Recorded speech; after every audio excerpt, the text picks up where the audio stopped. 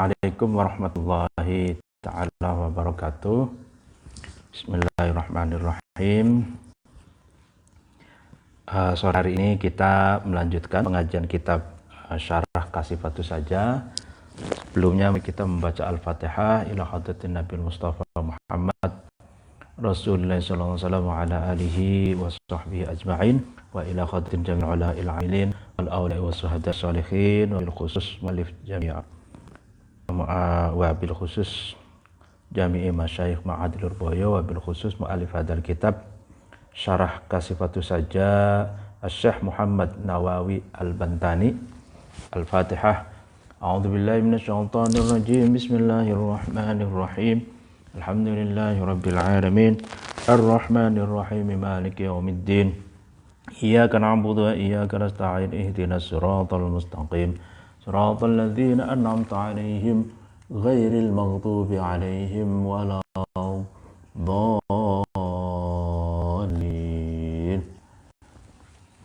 Rabbighfirli wa liwalidayya. Amin. Bismillahirrahmanirrahim. Alhamdulillahi rabbil alamin.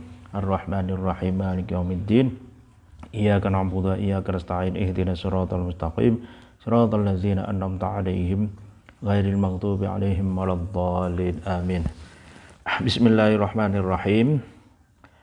Pengajian yang lalu kita sampai pada paragraf tentang ketika ada minyak samin, ya.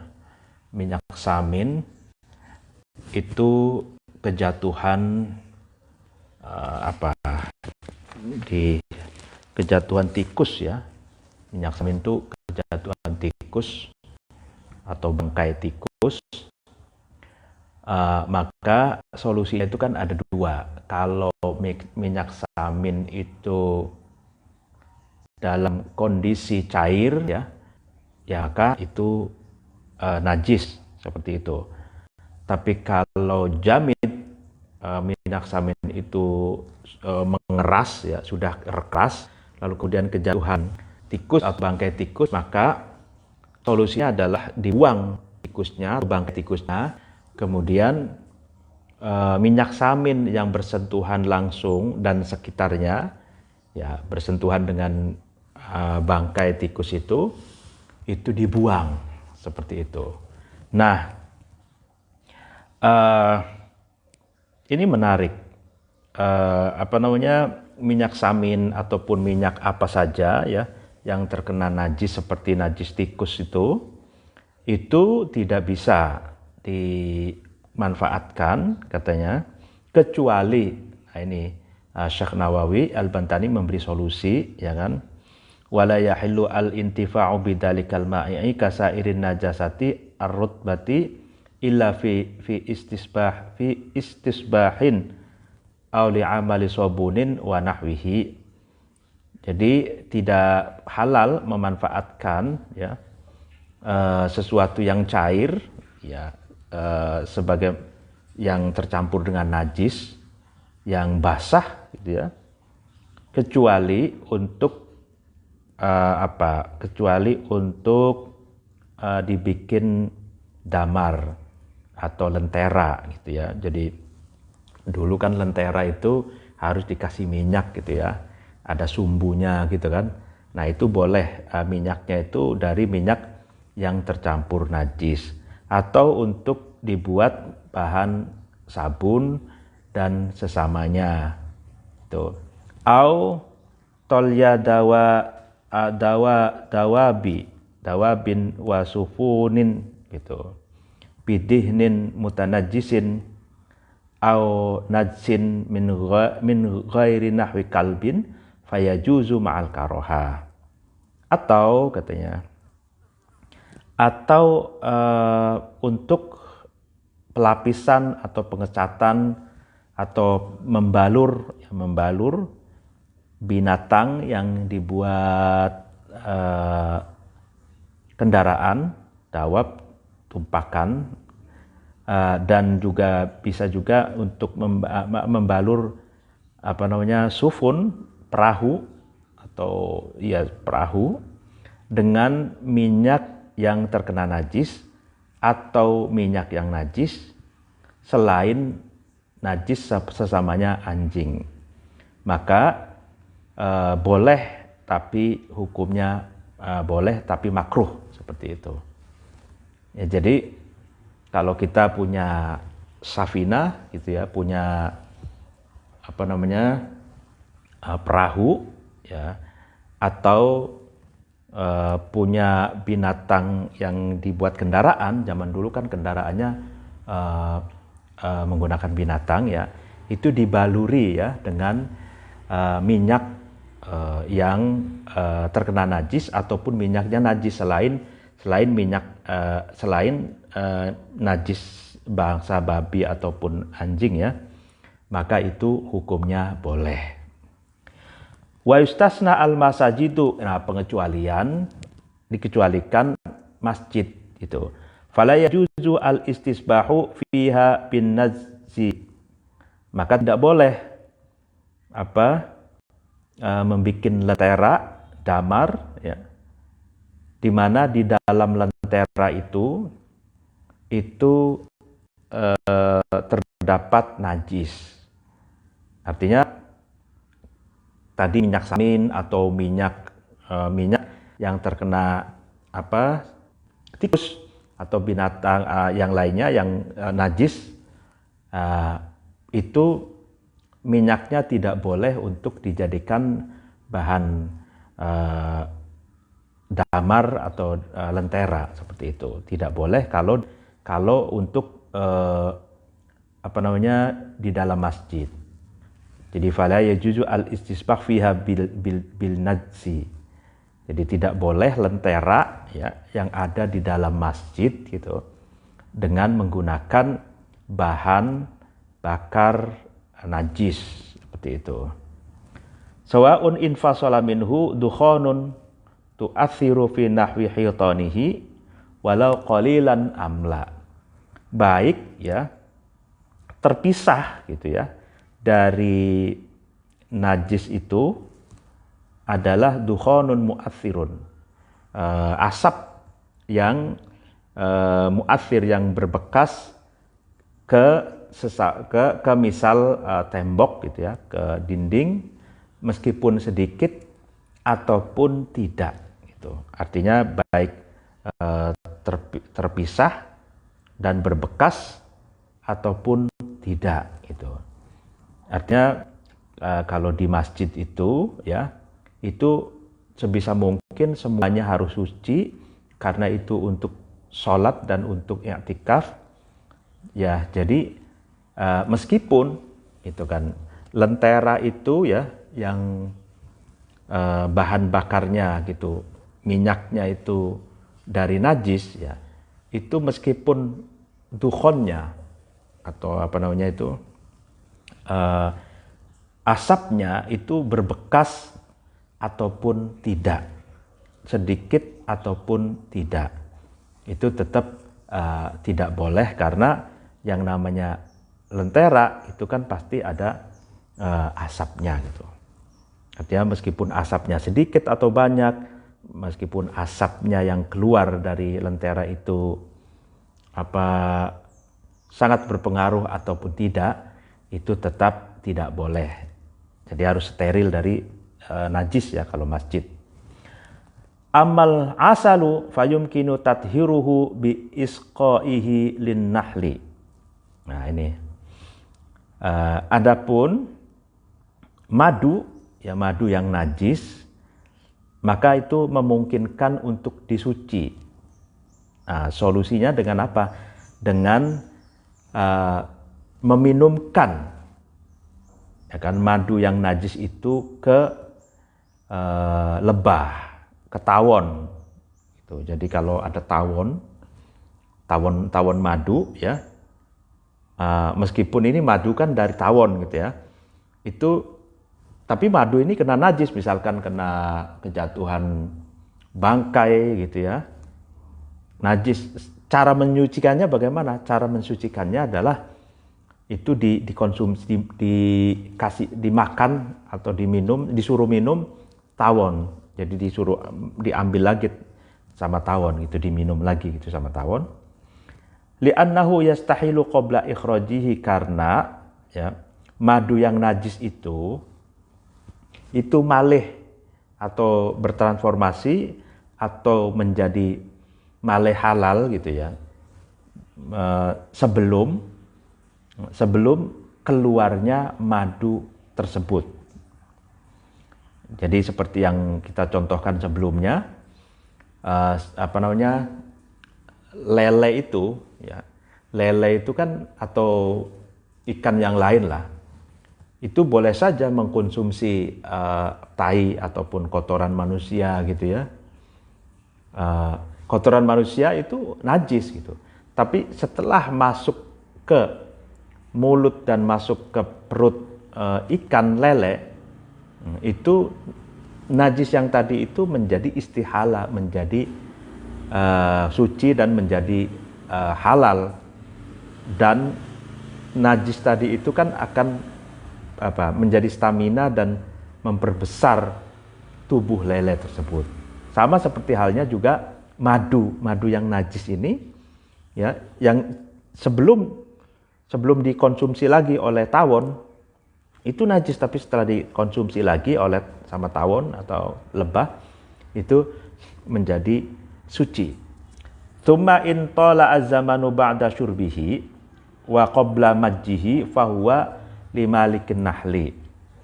Kemudian ketika cukup lama masanya, panjang masanya ya, setelah meminumnya. Jadi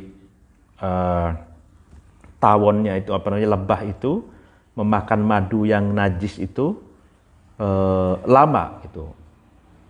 Sebelum melepehkan kembali madu yang telah dikonsumsinya itu. Maka madu yang akan dilepehkan nanti itu milik pemilik tawon, pemilik lebah. Wa illa falimalikil asali. Kalau tidak lama, jadi melepehkan kembali, memuntahkan kembali ke sarang-sarang lebah yang mengandung madu itu sebelum tidak lama gitu ya, maka itu madu yang akan dihasilkan adalah milik pemilik madu. Nah, ini menarik. Jadi ini dicontohkan malikul asal dengan malikul nahalnya berbeda. Pemilik madu ya, pemilik madu yang najis tadi ya, dengan pemilik lebah ini orang yang berbeda misalkan gitu loh. Kalau misalkan orang yang sama ya sudah pasti milik dia semua ya kan. Nah, sekarang ada pemilik madu yang terkena najis ya, tapi dia tidak punya lebah gitu kan. Misalkan si A punya madu yang terkena najis gitu kan. Misalkan kejatuhan tikus atau kejatuhan bangkai apa gitu ya. Akhirnya madunya itu najis. Nah, akhirnya si A ini bilang ke si B, B ini punya sarang lebah gitu. Nah, ya udah ini suruh lebahmu itu suruh makan madu ya, yang punya saya karena ini sudah kadung najis gitu. Nah, oke, si B ini, lebahnya si B itu mengkonsumsi madu yang najis itu, sudah habis ya kan. Nah, nanti pertanyaannya kan sudah gendut semua perutnya lebah ini kan karena makan madu yang najis tadi itu. Nah, pertanyaannya kan, kalau lebah itu ya menghasilkan madu ya kan, setelah dia mengkonsumsi madu tadi, madu yang dihasilkan lebah itu milik siapa gitu kan? Apakah milik pemilik madu yang diberikan untuk dikonsumsi tadi atau pemilik lebah? Nah, itu dilihat dari kapan lebah itu memuntahkan atau mengeluarkan madunya ke sarangnya. Kalau mengeluarkan madunya itu ya ada jeda cukup lama gitu antara dia mengkonsumsi madu yang najis tadi dengan mengeluarkan madu, itu lama gitu. Itu maka madu yang akan dimuntahkan atau yang akan dikeluarkan itu adalah milik pemilik lebah gitu. Tapi kalau tidak lama jaraknya antara mengkonsumsi asal atau madu yang najis dengan memproduksi madu, mengeluarkan madu ke sarangnya itu tidak lama, ya kan?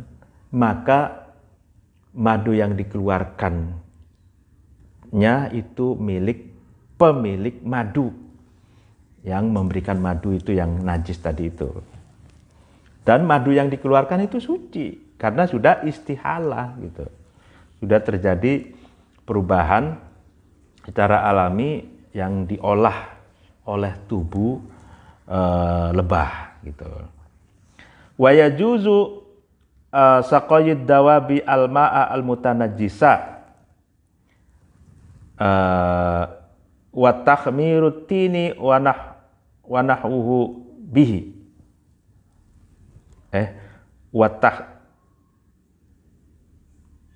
Wa tahmirat tini wa nahwahu ya bihi. Dan boleh ya kan meminumkan minumnya dawab, binatang ternak atau binatang yang buat kendaraan, boleh minum air yang terkena najis, dan boleh juga tercampur dengan tin, tercampur dengan debu atau endut, tercampur dengan tanah dan sesamanya, itu boleh itu. Wa mithlul ma'i al-mutanajjisi at-ta'amu al-mutanajjisu. Adapun air yang terkena najis, ya kan? Sama wa mithlu ma'il mutanajjis at-ta'amul mutanajjis. Demikian juga sama seperti air yang terkena najis tadi adalah makanan yang terkena najis. Fayajuzu it'amuhu lid-dawabi, maka boleh memakannya, ya kan, mengkonsumsi makanan yang terkena najis bagi binatang ternak atau binatang yang dibuat kendaraan, yang buat binatang lah ya. Artinya kalau binatang itu yang penting jangan kena racun, jangan diracun. Itu ya pokoknya air yang najis, terkena najis, makanan yang najis itu boleh, seperti itu. Ya seperti pengalaman dulu saya pesantren tuh, kiai saya almarhumlah itu Gus Maksum, ketua Pagar Nusa itu, beliau punya kolam ikan lele gitu, kolam ikan lele. Lalu kemudian di atasnya itu dibangun WC ya, toilet yang terbuat dari bambu gitu, ditutup ya ala kadarnya. Di situ disediakan air bersih untuk cebok gitu. Nah itu kita masuk ke situ, pipis sama BAB, tai kita kan turun ke kolam itu langsung disambut dengan gegap gempita oleh lele-lele itu gitu ya. Nah itu boleh gitu loh. Jadi boleh. Nah lalu kemudian lelenya gimana? Hukum dimakannya ya halal gitu. Seperti itu. Nah lalu kemudian wa idza tanajjasat al-ardu bi baulin aw khamrin mathalan, dan ketika bumi itu menjadi najis dengan sebab kencing ataupun khamr misalkan, wa tasharrabat ma fiha, ya kan, dan kemudian bumi itu ya tadi bumi yang terkena najis dengan air kencing itu menyerap sesuatu yang ya kandungan yang ada di dalam baul, kencing ataupun khamar tadi, ya kan, kafahu sobul ma'i ya'muha walau marrotan, maka cukup menyiramkan air secara merata ke bumi yang terkena air kencing tadi, meskipun menyiramnya itu cuma sekali saja, itu boleh gitu. Jadi kalau bumi kan punya daya menyerap gitu kan, menyerap.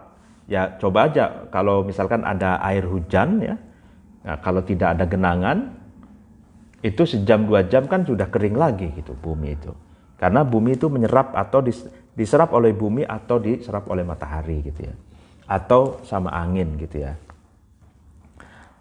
Wa in kanat al-ardu solbatan, dan ketika bumi itu keras gitu ya, au lam yuqla turabuha, atau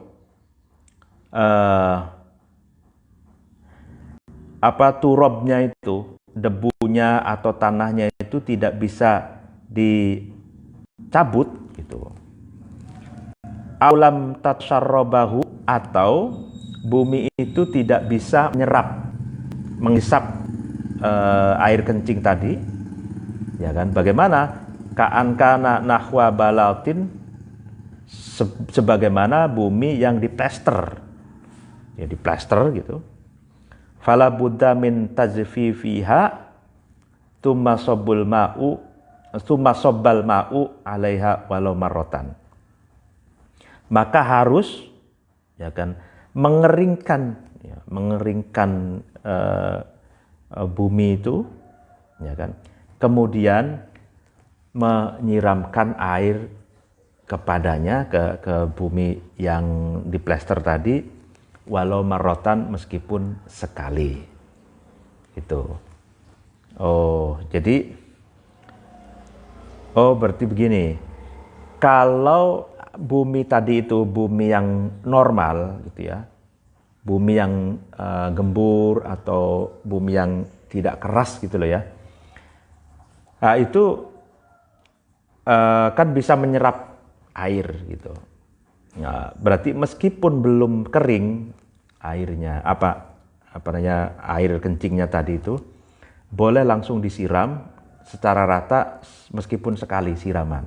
Nah, tapi kalau buminya itu keras gitu, atau tanahnya itu tidak bisa dicopot gitu, ya keras gitu, atau bumi itu sepertinya kok tidak bisa nyerap, atau nyerapnya itu lama sekali gitu, nyerap air kencing itu karena diplester, maka cara mensucinya itu harus nunggu kering dulu gitu. Kering baru kemudian disiram pakai air, meskipun sekali siraman juga boleh gitu. Wa qala fil misbahi, Imam Fayumi di dalam kitab Al-Misbah mengatakan, al-balatu kullu syai'in furishat bihil ardu min hajarin wa ghairihi intaha.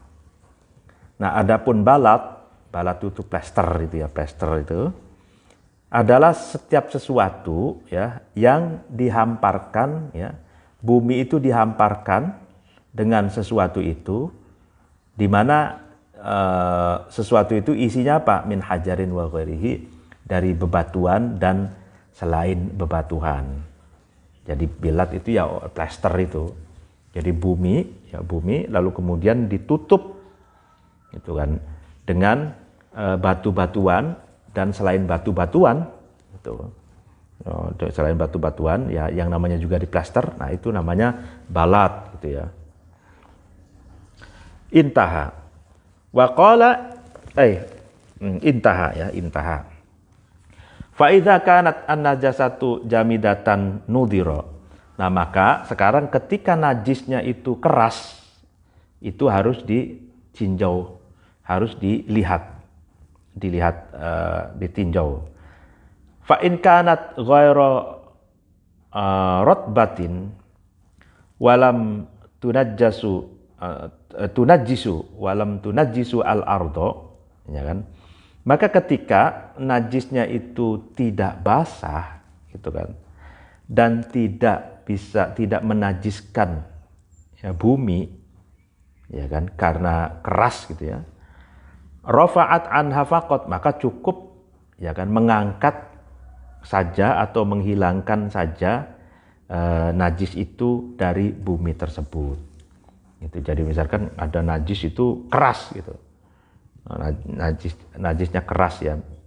Mungkin misalkan ada tai kucing yang keras itu kan kadang ada yang bulat-bulat gitu ya, dan itu tidak basah gitu, tidak basah, lalu kemudian tidak menajiskan bumi ataupun lantai, maka cukup dibuang saja atau disapu lah gitu. Nah ini yang sering terjadi ini, kotorannya cicak gitu. Cicak itu kan hitam yang panjang-panjang gitu ya.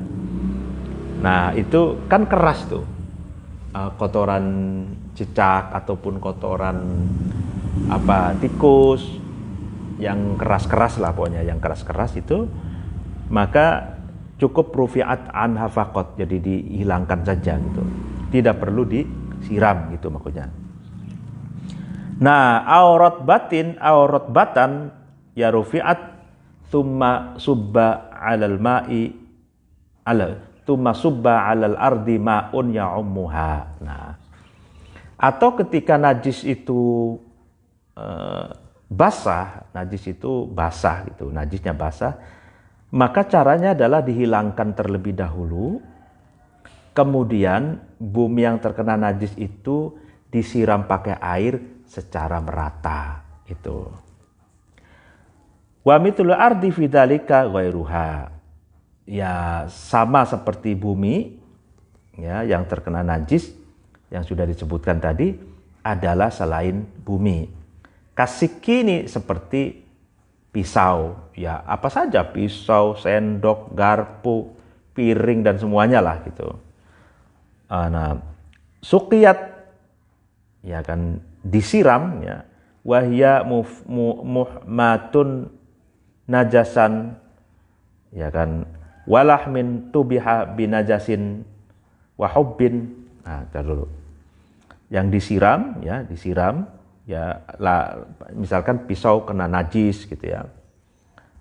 Nah, itu ya najisnya dibuang gitu, najisnya dibuang. Kalau najisnya itu jamid, keras, tapi kalau cair ya harus dibuang najisnya, baru kemudian disiram pakai air. Walah min tubiha binajsin, dan daging ya yang disembelih atau yang diiris-iris, yang dipotong-potong atau dimasak, tubiha itu dimasak gitu ya, dengan najis. Wahubbin ya. Dan biji-bijian nuqi'a fil ma'in najsi, yang direndam di dalam air najis. Hatta intafakho, sampai biji itu membengkak atau menggelembung ya, membesar gitu. Fayakfi fi tathiri dalika kullihi sabbu ma'in ya'ummuhu walau marratan wahidatan. Maka dalam hal ini semuanya tadi cara menyucinya adalah dengan menyiramkan air secara merata ya kan kepada sesuatu yang terkena najis tadi, meskipun sekali saja. Nah, itu misalkan contoh gini, ada biji itu kan, ataupun ya biji, lalu kemudian direndam di air yang najis gitu kan, lalu kemudian membengkak gitu kan. Kayak contohnya itu misalkan kecamba lah, misalnya kecamba itu kan dari biji kacang hijau kan, dari biji itu rendam di air yang najis gitu. Kemudian biji kacang hijau itu lama-kelamaan kan membengkak menjadi kecambah seperti itu. Nah itu nggak apa-apa. Nah, cukup setelah itu mau diambil, dicucikan, disiram pakai air meskipun sekali saja juga sudah cukup. Seperti itu. Sama juga dengan daging katanya, ya daging yang dimasak dengan air najis misalkan, dengan najis lah ya. Dengan najis lah pokoknya, dan sesuatu yang najis gitu. Nah itu sudah masak misalkan, nah lalu kemudian dicuci pakai air sekiranya merata dan sudah kena semua ya, sudah hilang najisnya. Nah itu boleh seperti itu. Wala yuhtaju ila saqai sikina ma'al ihma'i ma'an tahuron wala li ghalil lahmi wa asrihi wala li naq'il habbi fi ma'in tahurin. Dan tidak dibutuhkan menyiram sikin, pisau, beserta memanaskan, ya kan? Tidak butuh menyiramnya itu ma'an tohuron terhadap air yang suci gitu. Jadi maksudnya tidak butuh menyuci sikin itu, pisau itu disiram pakai air juga dipanaskan, nggak butuh begitu maksudnya. Dan juga tidak butuh menggodok daging tadi itu dan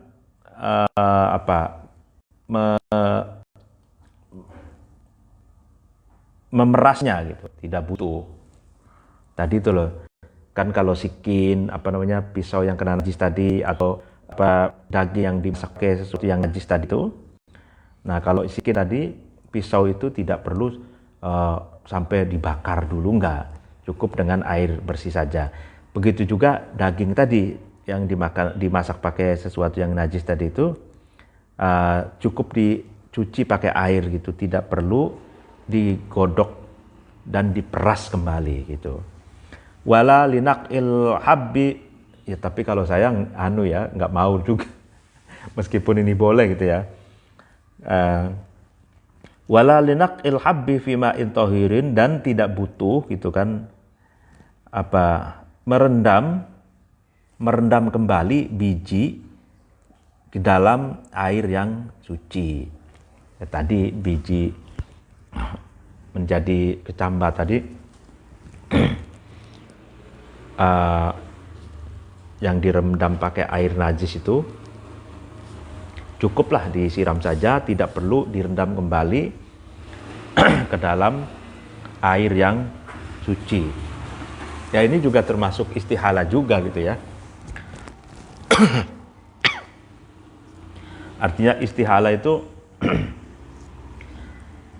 diakui atau tidak, air yang merendam biji itu kan meresap ke batang tubuhnya kan. Tapi itu cukup dibersihkan al-hukmu bidzawahir, sesuatu yang ada di permukaan saja yang dicuci gitu loh. Tidak harus direndam kembali pakai air bersih. Faslun fi bayani qadril haidi wa ma yudhkaru ma'ahu. Pasal menjelaskan tentang kadar haid dan sesuatu yang ya dijelaskan, yang akan dijelaskan bersama haid, tentang sesuatu yang terkait dengan haid. Wa amma hukmuhu faqad taqaddama, hukum haid itu kan sudah dijelaskan. Ya haid itu sudah dijelaskan di atas ya. Nah, aqallul haid zamanan, sedikit-sedikitnya haid ditinjau dari masanya, yaumun wa lailatun adalah sehari semalam. Ay qadruhuma muttasilan, artinya kadar sehari semalam secara menyambung ya, antara sehari semalam itu nyambung nonstop gitu ya. Wa huwa arba'un wa ishruna sa'atan falakiyatan. Maksudnya sehari semalam itu adalah 24 jam secara hitungan astronomi atau falakiyah. Wa kullu sa'atin khamsa asyarata darajatan. Setiap jam dari 24 jam itu memiliki 15 derajat. Wa kullu darajatin arba'u daqaika. Setiap satu derajat itu memiliki 4 menit. Fa inna qasa ad-damu an hadzal miqdari falaysa bihaidin bal huwa damu fasadun. Maka ketika darah itu berkurang dari kadar yang ditentukan tadi, artinya berkurang dari 24 jam, berkurang dari sehari semalam tadi, maka darah itu bukan darah haid, melainkan darah rusak gitu. Wa ghalibuhu sittun aw sab'un minal ayyami bilayaliha. Umumnya haid, ya kan, pada umumnya haid itu keluar selama 6 atau 7 hari. 7 hari 7 malam itu. Wa in lam tattasil ad-dima'u, meskipun darah-darah yang keluar itu tidak nyambung. Lakin balagha mazma'uhuma qadra yaumin wa lailatin. Akan tetapi kalau dijumlah gitu ya, dijumlah darah yang keluar selama 6 hari ataupun 7 hari itu sama seperti kadar keluar selama sehari semalam, artinya 24 jam. Maksudnya gini, yang namanya orang keluar darah haid itu seminggu misalkan 7 hari, itu kan tidak setiap detik, tidak setiap menit, tidak setiap jam keluar darahnya, enggak gitu. Nah, yang penting tuh meskipun tidak nyambung, misalkan jam 6 keluar sampai jam 7 misalkan. Jam 7 mampet, artinya nggak keluar sampai jam 10. Kemudian keluar lagi gitu. Ya seperti itu, ya kan? Nah, kalau misalkan setiap detik keluar terus ya habis darah manusianya, darah perempuan habis. Enggak gitu. Nah, yang penting tuh katanya sampai kadar minimal kalau dihitung itu 24 jam. Ya, misalkan sehari, ya sehari berapa? Misalkan sehari 3 jam. Ya kan? Sehari 3 jam ataupun 5 jam, ya 5 jam misalkan. Nah, kali 6, ya kan? Kali 6 sudah 30 jam. Ya kan? Kalau kali 7 sudah 35 jam. Berarti kan sudah melewati 24 jam. Nah, itu darah haid. Wa aktsaruhu 15 yauman bilayaliha. Paling banyaknya haid itu adalah 15 hari 15 malam. Ai ma'a layaliha, maksudnya ya 15 hari bersama dengan 15 malam. Sawa'un taqaddamat aw ta'akhkharat. Ya, baik harinya itu mendahului dari malamnya atau hari itu akhir. Maksudnya kalau darah haid itu datangnya atau keluarnya itu pagi, ya berarti kan pagi itu mendahului malam, itu kan. Tapi kalau keluarnya malam, ya kan, berarti kan hari itu ada di akhir dari malam, gitu. Malam mendahului dan ya seperti itulah, baik malam ataupun siang, seperti itu keluarnya darah haid. Au talaffaqat, atau bertemu atau tepungan itu persambungan, ya, continue gitu. Persambungan itu antara malam dan siang itu. Jadi pergantian dari siang ke malam atau dari malam ke pagi gitu loh. Jadi baik di masa itu atau masa pagi keluarnya atau malam keluarnya seperti itu. Nanti dihitung kalau misalkan pagi ya nanti ketemunya pagi lagi. Kalau malam ya ketemunya nanti malam lagi. Itu kan. Kalau merasa transisi dari pagi ke malam atau malam ke pagi ya dari masa transisi itu, masa pergantian itu.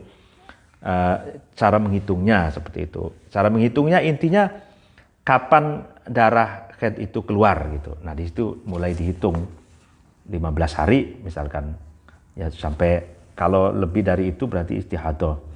Wa illam tattasilu ad-dima'u bi an yunazzila 'alaiha fi kulli yaumin qadru sa'atin mathalan. Dan ketika darah itu tidak bertemu, maksudnya tidak turun di perempuan itu setiap hari, itu kan qadru sa'atin mathalan, sekira-kiranya satu masa atau 1 jam, misalkan setiap hari turun setiap jam itu. Lakin lama tulufiqat awqatu dima'i fabalagot yauman walailatan. Akan tetapi ketika dikumpulkan ya kan waktu di mana turunnya darah itu sampai yauman walailatan, sehari semalam, itu berarti 24 jam. Fayuh kamu alaihi bi anu haidin, maka darah itu dihukumi darah haid itu. Artinya wa illam tattasil dima tadi, artinya darah itu tidak nyambung terus, tidak keluar terus gitu loh. Ya kan? Ya dihitungnya pokoknya selama 15 hari sama seperti tadi itu, seminggu tadi itu, 7 hari itu. Sejam keluar, 2 jam keluar, sejam lagi keluar begitu gitu ya. Tidak nyambung gitu. Maka ya misalkan fikil yaumin, setiap hari itu 1 jam atau 2 jam, ya pokoknya dihitung kalau selama 15 hari darah yang keluar itu mencapai 24 jam keluarnya, ya maka itu darah haid gitu loh. Fa in zadat ad-dima'u 'alal 15 fadzalika zaid damu istihadah. Nah, maka ketika darah itu lebih dari 15 hari, maka darah lebihannya itu adalah darah istihadah. Jadi misalkan 15 hari, hari ke-16-nya itu istihadah. Tapi dilihat dari waktu jam kapan darah haid itu keluar. Artinya harus sampai ke jam itu lagi gitu. Jam 12 siang. Nah, ketemu jam 12 siang lagi gitu loh. Itu baru di 15 harinya gitu. Nah, setelah itu baru jam 1, jam 2, jam 3 seterusnya itu sudah masuk hari ke-16. Kalau hari ke-16 itu keluar darah, maka itu darah istihadah, bukan darah haid lagi gitu. Wa tusamma al-mar'atu allati zada damuha ala 15 mustahadatan, dan ya perempuan yang memiliki darah lebih, ya keluar darah lebih dari 15 hari dinamakan perempuan mustahadah, perempuan yang keluar darah istihadah. Wa yajuzu wad'ul mustahadati ghairul mutahayyirah walau ma'a nuzulid dami. Nah, ini ngeri nih. Dan boleh mewati, menjima, mensenggama, menggauli perempuan yang sedang keluar darah istihadah ghairu mutahayyirah, tapi dia tidak ragu ya kan tentang status darahnya tersebut. Ya, meskipun sambil keluarnya darah. Gitu. Artinya gini, 16 hari, 17 hari kok masih keluar darah, itu darah istihadhah. Maka suami itu boleh menggauli istrinya. Tapi dengan syarat mustahadhah ghairu mutahayyirah. Jadi mustahadhah itu ada dua loh ya. Ada mustahadhah mutahayyirah, ada mustahadhah ghairu mutahayyirah. Kalau mustahadhah mutahayyirah, dia istihadhah tapi masih ragu gitu loh. Dia masih ragu apakah ini istihadhah atau haid seperti itu. Nah, kalau ghairu mutahayyirah memang betul-betul yakin dia bahwa ini memang istihadhah, darah istihadhah gitu.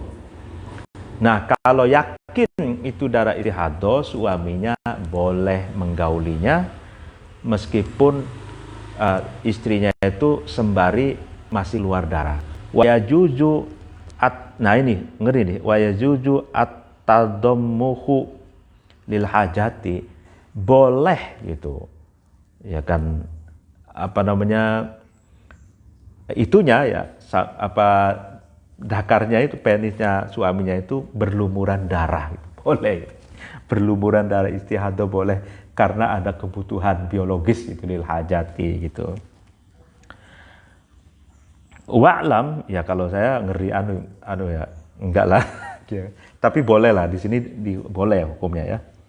Yang penting jangan darah haid. Wa'lam anna kulla dzalika bitaftishi wal fuhsi. Nah ini minal Imam Asy-Syafi'i radhiyallahu anhu li nisa'il Arabi. Nah ini ketahuilah bahwa ukuran aqallul haid, aghlabul haid, aktsarul haid tadi itu ya. Paling sedikit-sedikitnya haid itu yauman wa lailatan, sehari semalam atau 24 hari 24 jam maaf ya, 24 jam. Umumnya haid itu 6 hari atau 7 hari seminggu. Lalu kemudian paling banyak-banyaknya haid itu 15 hari, 15 malam. Rumusan ini adalah hasil penelitian lapangan. Penelitian lapangan dari seorang Imam Asy-Syafi'i terhadap perempuan yang ada di tanah Arab pada waktu itu. Ya kan menarik kan? Jadi ini hasil penelitian, bahkan konon katanya berbagai metodologi yang digunakan oleh Imam Syafi'i. Yang pertama pakai angket, itu ya. Yang kedua bertanya langsung di pasar-pasar sama perempuan berbagai jenis. Itu ada perempuan yang kuning langsat, ada perempuan yang sawo matang, ada perempuan yang hitam, ada perempuan yang putih dan macam-macam lah gitu ya. Nah, ini penelitian taftis wa fuhsi. Jadi kalau penelitian taftis itu memang investigasi langsung, taftis gitu ya. Langsung itu penelitian lapangan. Jadi jangan dikira ahli fikih itu cukup mengerti teks saja, enggak. Ahli fikih itu harus juga ahli penelitian, mengetahui situasi realitas masyarakat, sosiologi, antropologinya, politiknya, dan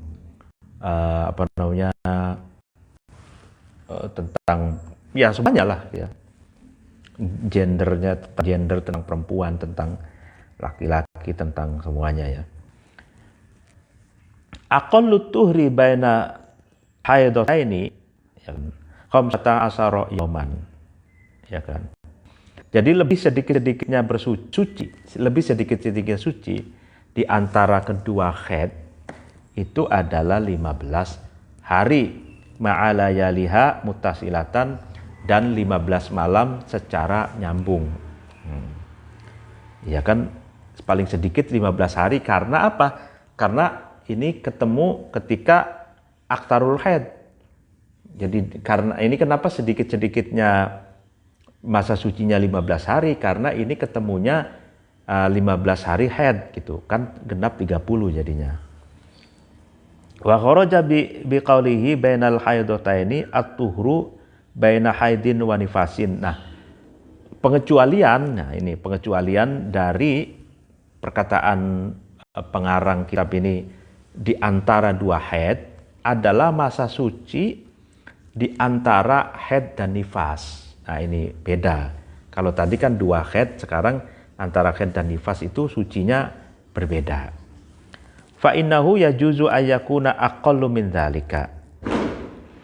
Boleh jadi, katanya boleh, itu sucinya itu lebih sedikit dari 15 hari. Lebih sedikit. Taqaddama al-haidu 'ala nifasi, ketika haid itu mendahului nifas, au ta'akhkhara anhu, atau haid itu akhir dari nifas. Ya karena kan nifas itu lebih panjang dari haid kalau aksarnya gitu kan. Nah, makanya kalau lebih panjang berarti tuhrunya, sucinya itu lebih pendek gitu kan. Wa suratu taqaddumil haidi, gambaran mendahulukan haid itu adalah ka'an hadat alhamilu adataha bina'an 'alal qaulil as-sahih. Gambarannya ketika haid, orang yang hamil itu haid misalkan, pada umumnya misalkan bina'an 'alal qaulil as-sahih, karena ini mengacu pada kaul as-sahih, pendapat yang as-sahih. Annal hamila qad tahidu thumma tahurat yauman aw yaumaini thumma wulidat. Nah, ini sesungguhnya perempuan yang hamil itu terkadang gitu loh, terkadang haid. Nah, ini terkadang, tapi kebanyakan sih enggak ya kalau orang hamil tuh. Nah, ini orang hamil terkadang haid, kemudian suci itu ya, sehari ataupun 2 hari. Kemudian melahirkan, ya, orang hamil itu melahirkan, tsumma waladat gitu kan. Wa nazala ba'dahu an-nifas, dan setelah keluarnya anak atau melahirkan itu turun nifas atau keluar darah nifas. Itu. Nah, ini berarti kan taqaddumul haid. Jadi haid dulu, pernah haid, kemudian suci sehari 2 hari, ya. Kemudian lahir anak. Nah, setelah lahir anak kemudian nifas kan begitu. Nah, wa suratu ta'akhuri kana nafasat almar'atu aktsarun nifasi sittina yawman. Gambaran yang akhir ya, maksudnya haidnya itu akhir dari nifas, gambarannya adalah ketika seorang perempuan itu nifas, itu kan nifasnya lebih panjang ya, paling panjangnya nifas yaitu 60 hari, sittina yauman, ya kan. Summa taharat yauman au yaumaini, kemudian ya kan perempuan itu suci selama sehari semalam atau 2 hari 2 malam. Tsumma nuzila 'alaiha al-haidu, kemudian setelah suci sehari atau 2 hari itu turun haid. Itu. Wa qad yan'adimu at-tuhru bainahuma bil kulliyati, dan tidak ada suci di antara keduanya. Bil kulliyati secara umum gitu ya. Fayattasilu an-nifasu bil haidi kana waladat muttasilan bi akhiril haidi, maka nifas itu nyambung gitu dengan haid, ya kan, di mana anak itu lahir nyambung dengan akhir haid, seperti itu. Bila takhalluli naqain, tanpa ada jeda suci, seperti itu. Ya kan? Famuraduhum bil aqalli ma yasbihul adam. Maka yang dimaksud dengan ulama itu dawuh al-aqall lebih sedikit tadi itu adalah mencakup ketidakadaan tidak adanya suci gitu loh. Wa qad yakunu baina nifasaini kana wat'uha fi zamanin nifas fa'allaqat dan terkadang suci di antara dua nifas itu. Suci ini nifas, dua nifas ya ini. Lalu kemudian suami itu mewati atau mensenggama atau menggauli istrinya di masa nifas. Kemudian istrinya itu hamil gitu. Bina'an ala annahu la yamna'ul khuluqa.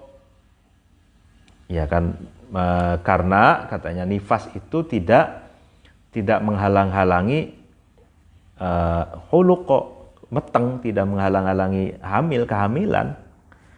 Tsumma yastamirun nifasu muddatan, kemudian nifas itu terus, ya kan? Sama yumkinu ayakunal hamlu fiha, dan memungkinkan kehamilan pada masa itu. Alaqatan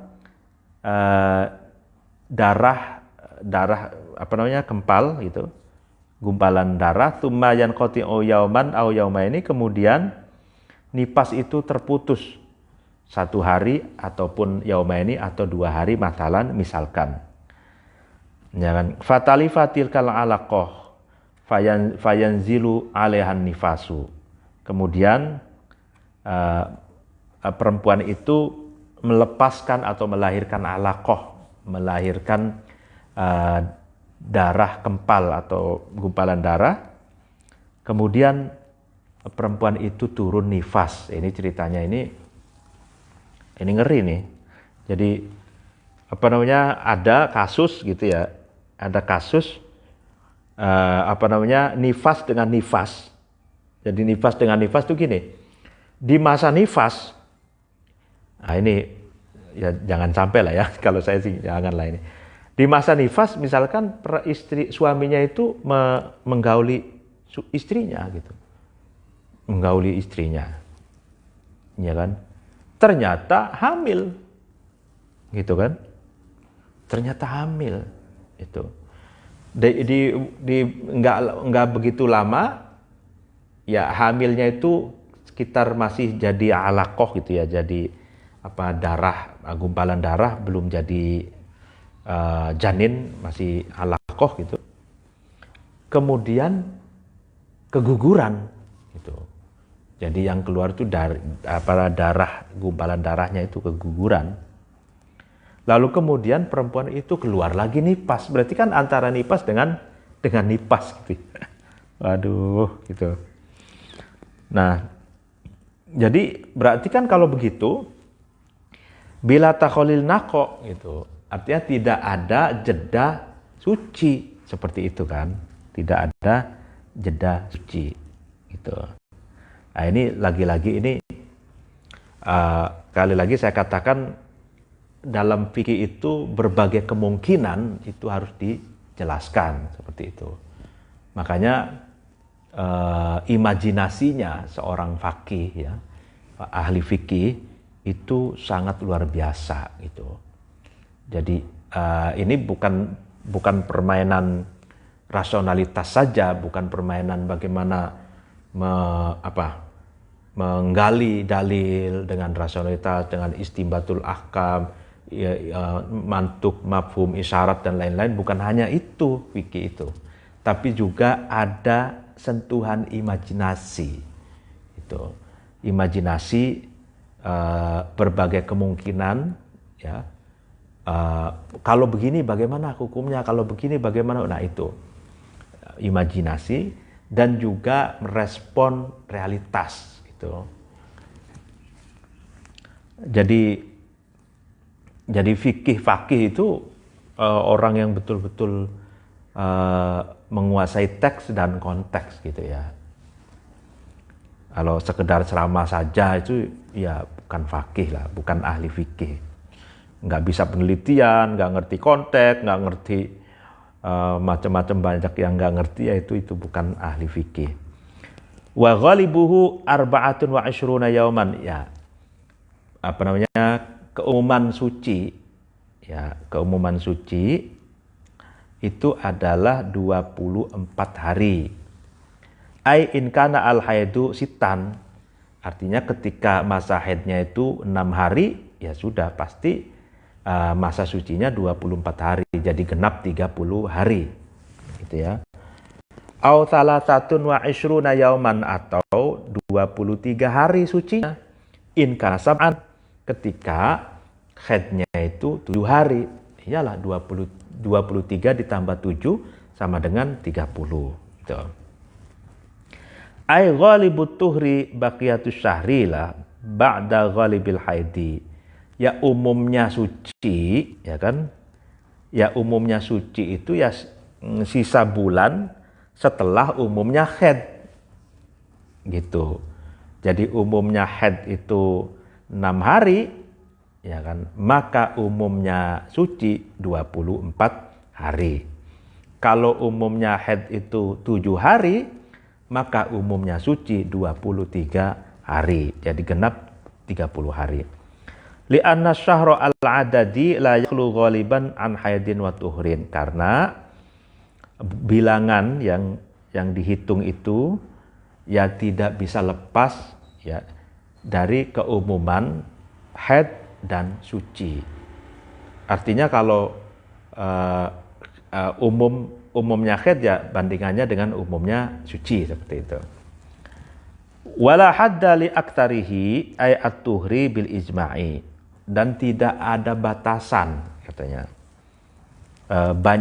banyaknya suci menurut kesepakatan ulama. Walidha, karena apa? Nah ini karena apa katanya? Karena qala Ibnu Qasim al-Ghazi fi Syarhil Ghayati.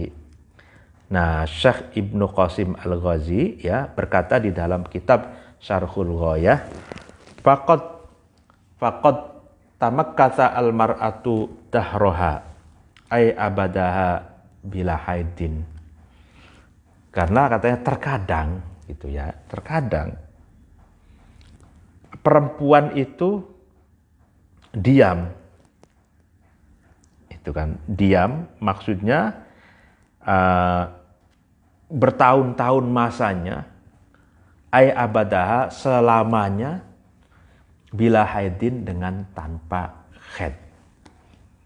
Nah, kenapa masa sucinya perempuan, maksudnya suci dari haid itu tanpa batas? Karena terkadang ada perempuan yang gitu kan, perempuan yang selama hidupnya tidak mengalami haid. Contohnya Sayyidina Fatimah alaihassalam, seperti Sayyidina Fatimah putri Nabi itu selama hidupnya tidak pernah haid. Wa hikmatuhu, hikmahnya adamu fawati zamanin alaiha bila ibadatin. Nah, hikmahnya tidak ada keterputusan masa bagi Fatimah dengan tanpa ibadah. Artinya masanya itu sedikit pun masa di mana Fatimah hidup itu tidak ada yang kosong dari ibadah. Jadi dibuat ibadah terus. Karena apa? Karena tidak pernah haid. Karena tidak pernah haid, tidak pernah jeda, tidak pernah libur ibadah gitu. Walidah sumiyat az-Zahra, karena itu dinamakan dengan az-Zahra. Zahra itu perempuan yang bersinar, mencorong, bersinar, Zahra. Waqila, dan dikatakan menurut sebagian ulama, annaha wulidat waqtal ghurubi wa nuzila 'alaihan nifasu majjatan tumma taharat wa shallat. Nah ini.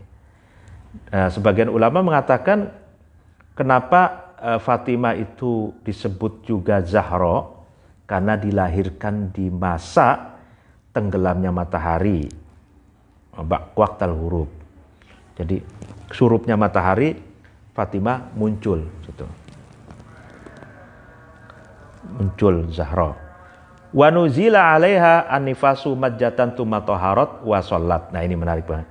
Dan turun nifas ya atas Sayyidina Fatimah itu masa yang sebentar sekali, majjatan, sak kecrutan atau masa yang sebentar sekali. Jadi nifasnya Sayyidina Fatimah itu sebentar sekali, lalu kemudian suci dan sholat. Gitu. Jadi Sayyidah Fatimah itu melahirkan Hasan, melahirkan Husain itu nifasnya itu hanya sakecrotan, sebentar saja, seret.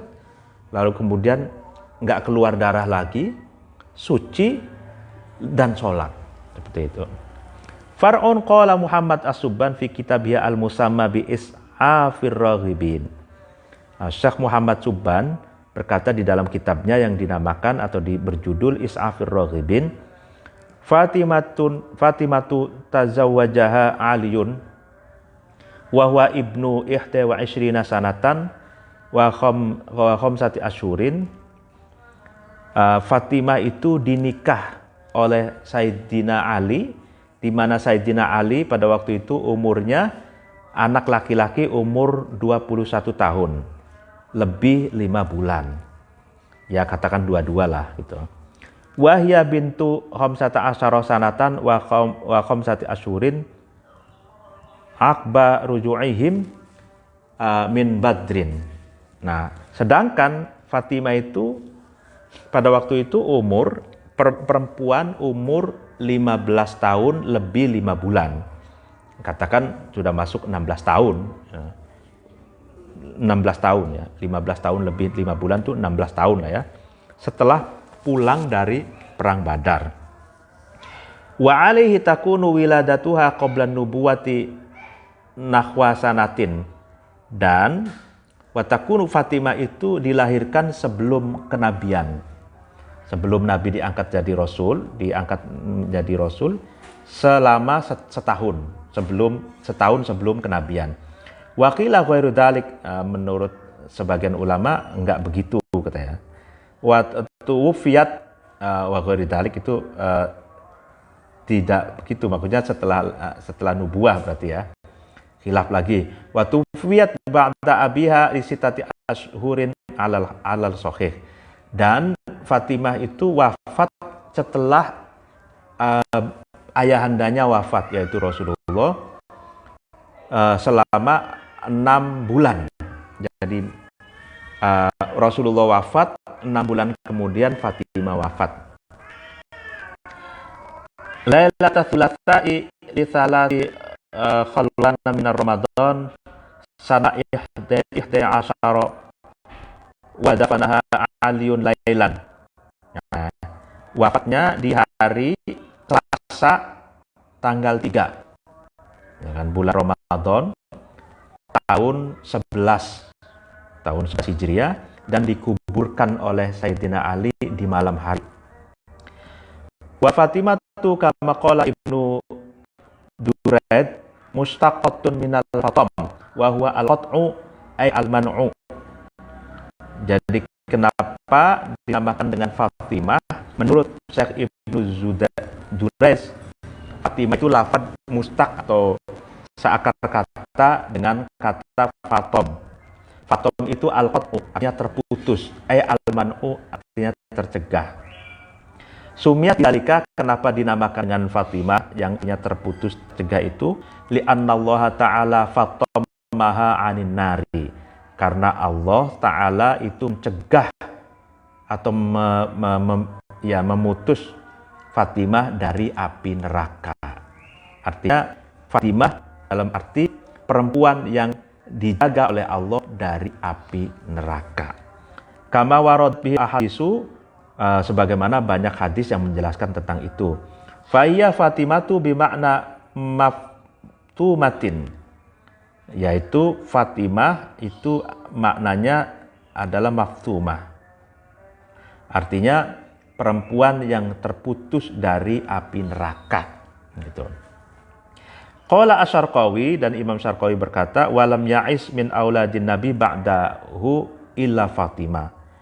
Nah, Imam Syarqawi mengatakan tidak ada yang hidup dari putra-putrinya Nabi ya setelahnya kecuali Fatimah. Fa innaha 'asyat ba'dahu sitata asyurin intaha. Ya, maksudnya setelah Nabi wafat itu tidak ada yang hidup anaknya Nabi itu kecuali Fatimah. Nah, Fatimah itu hidup setelah Nabi wafat selama 6 bulan. Wa'lam anna sinnal ya'si minal haidi itnatani wasituna sanatan qamariyatan takribiyatan ala sahih. Ketahuilah bahwa tahun apa yang paling senior sinul ya'si itu apa namanya tahun luas atau pegot apa terputus dari haid itu apa namanya menopause. Perempuan yang terputus dari haid itu adalah 62 tahun qamariyah takribiyah. Takribiyah itu kira-kira. Ini menurut qaul sahih wa huwa al-mu'tamad, ini menurut qaul mu'tamad. Wa qila situna, menurut sebagian ulama menopause umurnya 60 tahun. Wa qila khamsuna, menurut sebagian ulama 50 tahun. Wa hadza bi'tibaril ghalibi. Ini berdasarkan keumuman. Fala yunafi ma sarrahu bihi min annahu la akhira lisunil haidi fa huwa mumkinun madamat hayatan. Artinya tidak menafikan ya kalau ada ulama yang mengatakan bahwa tidak ada akhir haid, tahun haid itu memungkinkan selama perempuan itu masih hidup. Artinya ada saja perempuan yang tidak pernah haid sampai seumur hidupnya. Aqallu nifas majatan aydaf'atan minad dami. Sedikitnya nifas itu sak kecerotan atau sekali tetes gitu ya dari darah. Wa fi ibarati lahdatin ay biqadri ma talahadahu al-ainu. Artinya sak kecerotan itu dengan sekiranya sekedipan mata, gitu, kedipan mata itu darah haidnya. Darah nifas, sedikit-sedikitnya nifas itu. In ma wujida minhu aqbal wilayadati yakunu nifasan. Ketika ditemukan ya darah ya setelah melahirkan itu namanya darah nifas. Walau qalilan, meskipun sedikit. Walau yujadu aqallu min majjah, tidak ditemukan lebih sedikit dari majjah, lebih sedikit dari sak kecerotan atau satu tetes. Wa ghalibuhu arba'una yauman. Sebanyak umumnya nifas itu 40 hari. Wa aktaruhu situna yauman. Banyak-banyaknya nifas itu 60 hari. Wa dzalika bistiqra Syafi'i radhiyallahu anhu. Ini hasil penelitian Imam Syafi'i. Wa uburuhu sittina ka uburil haidi aktaruhu. Nah, lewatnya